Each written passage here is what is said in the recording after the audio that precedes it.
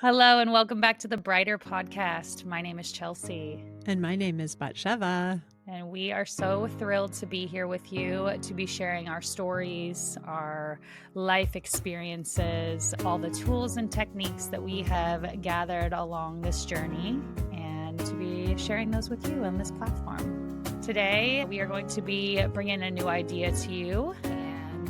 Kind of going off of last week's episode where we talked about boundaries. If you missed it, you can catch up on that. And today we're going to be talking about, is a breakup always in your best interest? But before we do that, we're going to arrive in the space by taking a few breaths together. So if you are not driving or operating anything and you're able to close down your eyes or that feels good, then I invite you to do that. If not, if you are driving, please do not close your eyes. Stay with us. And we'll take a nice deep breath in through the nose, breathing in calming, inviting energy, and exhaling out the mouth, letting anything that's ready to go go. Another deep breath in the nose and exhale out the mouth. Final breath in through the nose, fully expanding the belly, the ribs, the chest.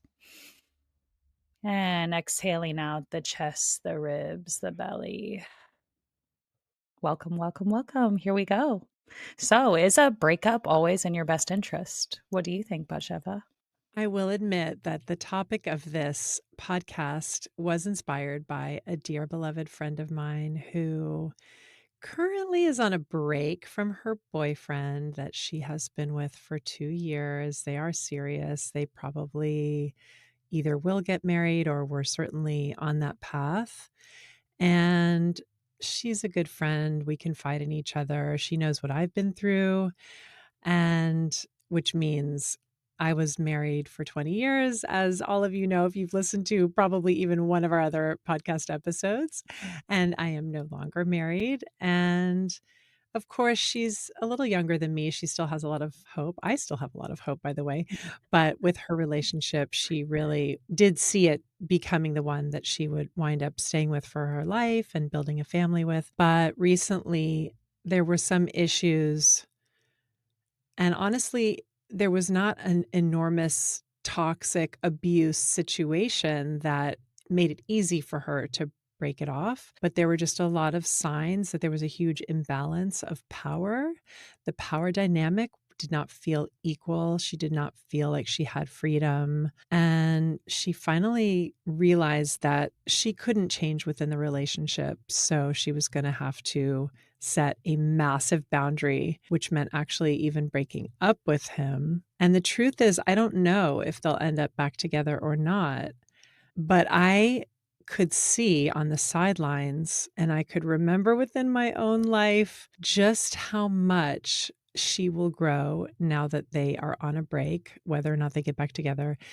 I recall the bigger relationships in my life when they ended, and even one of them, this boyfriend of mine who I lived with in my 20s, and we had a breakup in the middle of our relationship as well as when it ended after 5 years. But even in the middle, the breakup led to such soul searching and honestly emotional devastation. But that became the catalyst that fueled me to help myself and love myself and listen to myself and seek modalities that truly served me in so many ways and laid a foundation like for a whole new life for myself that I thought, it's a good reminder to share with people that even when we go through some of the darkest times, and sometimes it's not a breakup with a boyfriend or a marriage, but it can even be with work when we lose a job, often suddenly, and we just see this chasm below us and we think, I've been there too. And we just think, wow, like there's just only darkness ahead of me. But to come in with the helpful experiential reminder that it's the opportunity of a lifetime. It may not feel like that. It may not look like that, but that is my perspective and that's my experience. I cannot really agree more. It's always interesting to reflect on past relationships and what those relationships meant at that time and the role that they played in my life. I mean, thinking back to my very first relationship, my first love, which It's interesting because now that I really think back to it, it wasn't like the first person that like it was a younger love. It was in middle school. And I can remember like just being so in love and thinking that that was it. Like he was the one. And we're in middle school. We're not even, I can't even drive a car yet. And my whole world was turned upside down whenever we broke up. And then moving on to my high school sweetheart who ended up being in my life for about 10 years. And the growth that came from that, oh my goodness, just physically like not being able to get out of bed after that ended, but the leaps that I took, the huge leaps that I took in my life. Then there were probably two more really serious relationships, and I had always wanted to see a therapist, but it really wasn't until one of those relationships ended that was the straw that broke the camel's back. It was like, okay, I cannot go any further. I must talk to someone. I don't care who it is at this point. And that was life changing. Going and releasing things and digging up old wounds and belief systems. And it was just like uncovering so much. I mean, from childhood to the present. And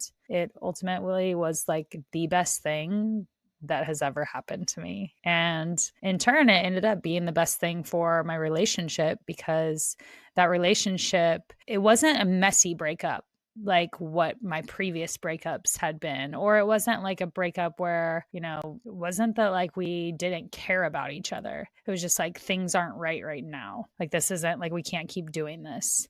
And that opened the door still being friends, and then the possibility of, oh, like there is a way to work on things and working on ourselves first thing to begin with. And so from that stemmed not only my going to therapy, but my partner going to therapy, and then us going to couples therapy. And literally, I've never been in a, and then we ultimately ended up getting married like a year and a half later. And I've never been in a more connected, open, honest, communicative, deep, playful, pleasurable relationship than I am now. And I'm so grateful for that breakup because without it, we would never be where we are now. It's so funny. I feel like the subtitle for this podcast could be, "And don't forget to go to therapy." Because, like, it's so true, that element actually, in my marriage throughout, I really begged and wanted my partner, my husband, to go to therapy, and he never did, never would. Did not want to, is not the type. I'm sure you all know people like that if you yourself are not that person yourself. And that was just him. And it actually took me hitting like such a low point about 15, 16 years into the 20-year marriage when I finally had this epiphany like, oh, fuck, like he's not going to go. I got to go. Like I need to take my own motherfucking advice. And I had been in my 20s, I mean, and really just like it had changed my life and helped me immensely.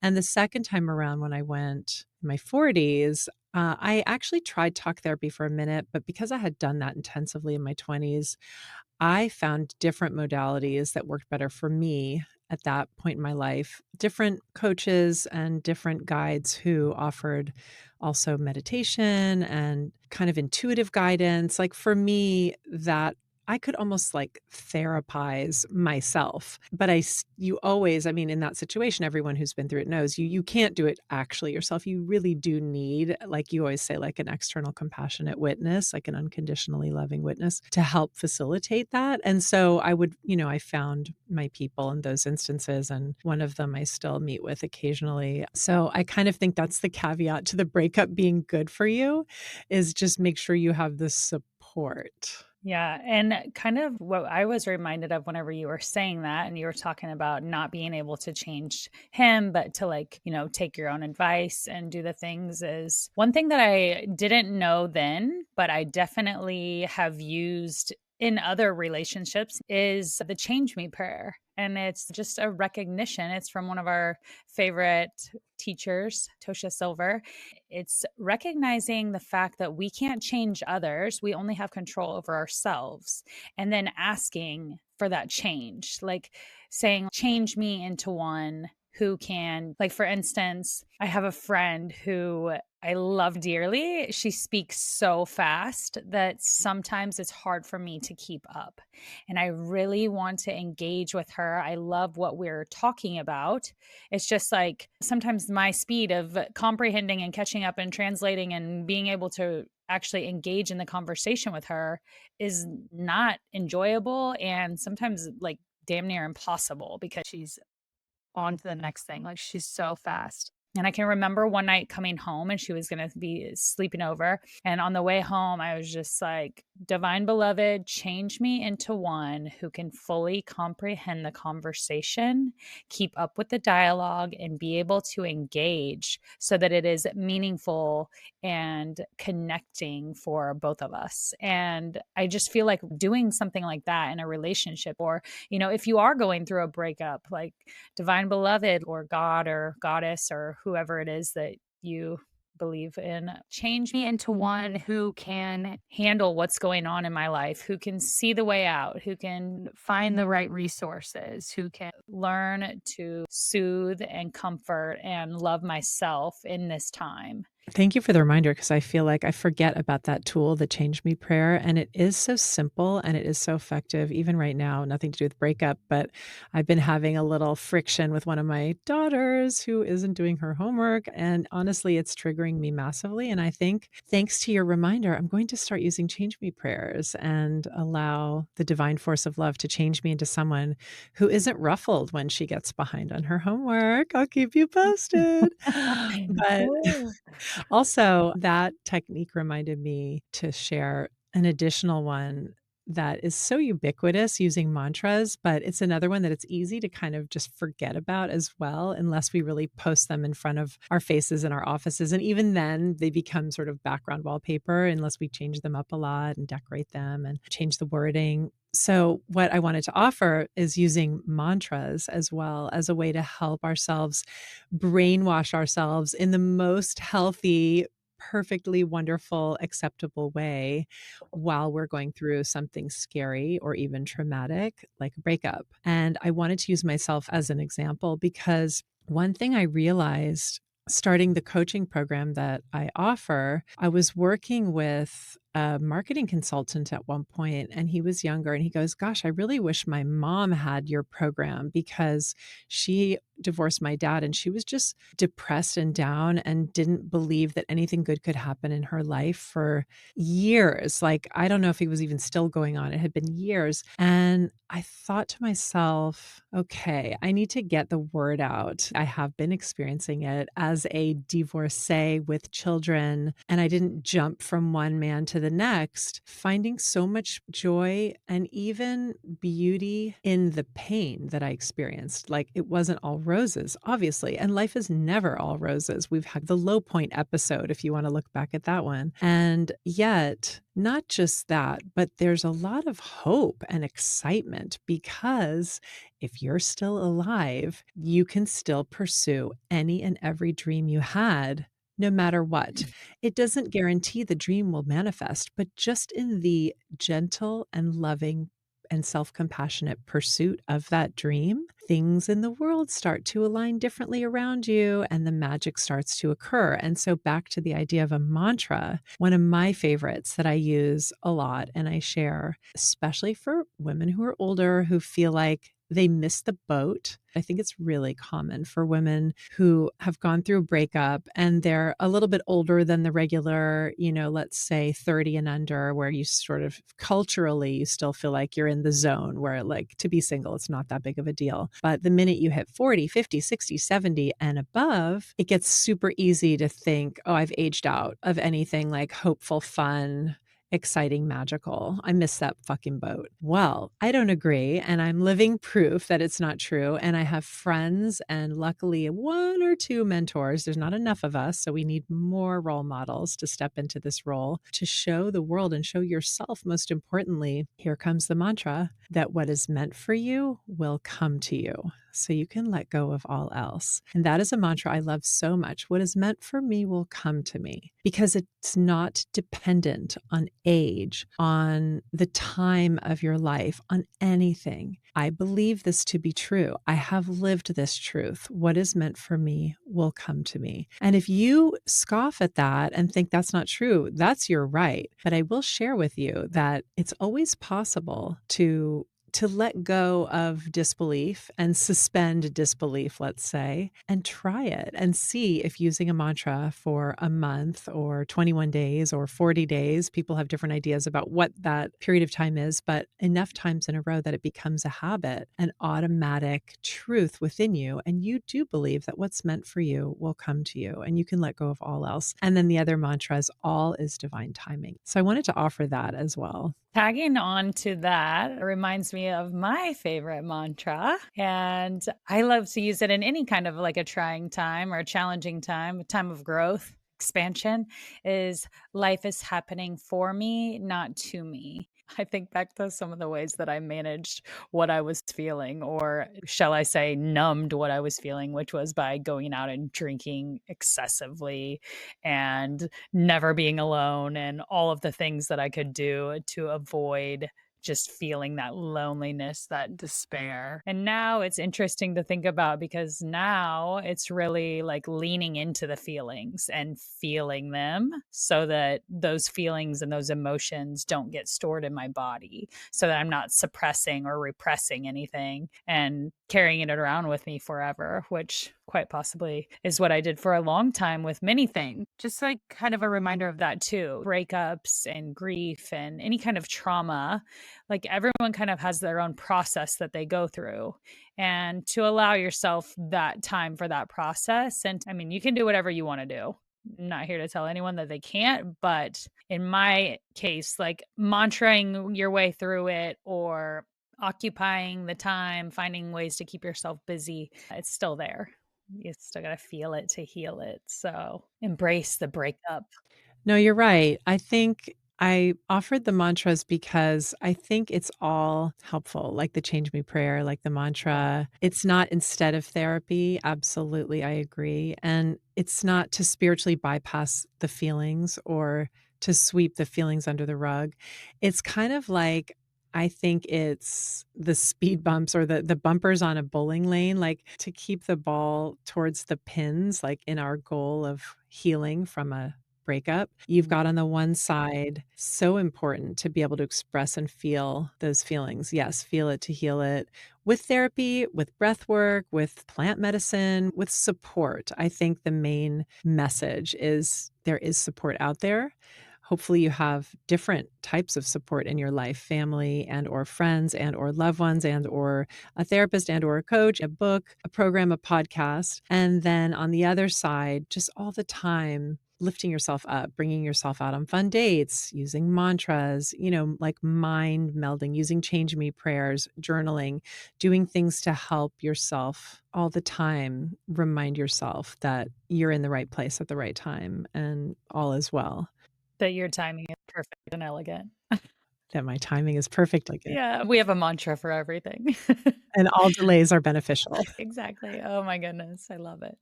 Yes, I couldn't agree more. I love that analogy of the bumpers to keep the ball rolling towards the pins because life goes on. This too shall pass. Everything continues and, living in the moment, living in the present and not letting what happened yesterday or 5 years ago or 15 years ago continue to control and predict and linger over now because now is all we have. So I love that thought. And you and I are such good examples of people who went through the fire and we are better for it. So we want to comfort and reassure anyone else who may be going through it that you're not alone and there is another shore at the end of this ocean you might be flailing in a little bit. Yeah. Find someone to talk to, pop some balloons, break some coconuts, do some breath work, plant medicine, all the things. Get it out, talk it out, feel it out. Is a breakup always in your best interest? And I think that maybe what I had mentioned was, well, it happened, didn't it? So we're exactly where we're supposed to be. If we're exactly where we're supposed to be at all times, then that's what was meant to be. And if it is for you, then it will come back because what is meant for you cannot pass you by. Amen. So, if you're going through a breakup, if you've been through one, if you want to share your story, we invite you to reach out to us on social media, comment below, let us know how it changed your life and how you grew from it. And don't forget to like and subscribe our channel on YouTube and follow us on Spotify, Apple Music. This will really help us to grow and reach more people. So we appreciate you and we want to encourage you to not forget to do that. Especially if you found anything that we've said entertaining, useful, helpful, comforting, all of the things. And closing out, I think that kind of wraps it up. So, as we like to do, we'll be closing out with our daily dub for today. So, I'm going to start with my win for the day so far. Is I had a cacao date this morning with a dear friend. And then I had a business meeting with another dear friend, got the Airbnbs ready.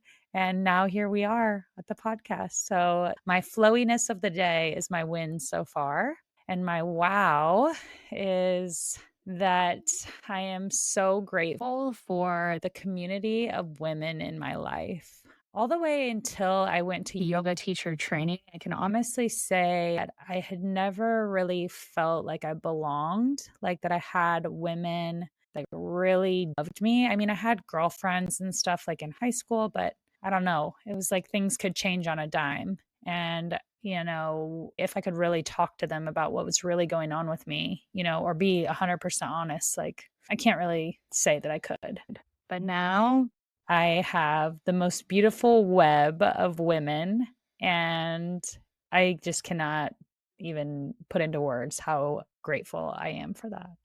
So, to all the wonderful women in my life, thank you. Thank you for walking this journey and this path and enjoying this ride of life together. Amazing. And I get to be one of those women. So thank you as well. And I am honored to be one of your tribe. And I always tell you also how blessed and lucky you are because I really observe that and witness that in your life. It's truly incredible. May we all have that and more. And then my wish, I mean, I was very tempted to say that I really wish that everything goes amazing for my gig this Friday in 2 days because it really is still what I'm thinking about most. But I'm going to sneak in an additional wish because that is a wish. But my additional wish is for my mother's visit, which she's going to come later today and stay through the weekend for about 5-6 days. My mother's in her 80s. She is amazingly healthy and vibrant and wonderful. I love her so dearly. And I'm wishing that she has a safe and connecting visit and that I am also able to maintain my equilibrium, that the little me inside of me feels also happy that her mama is here and that we all are able to find balance through the visit and have a lot of fun. Yes. So wishing that for you and for her. Thank you. All right. Well, that wraps us up for today. Thank you all so much for being with us. And until next time, may your light shine and your days be brighter. Thank you. Bye. We love you.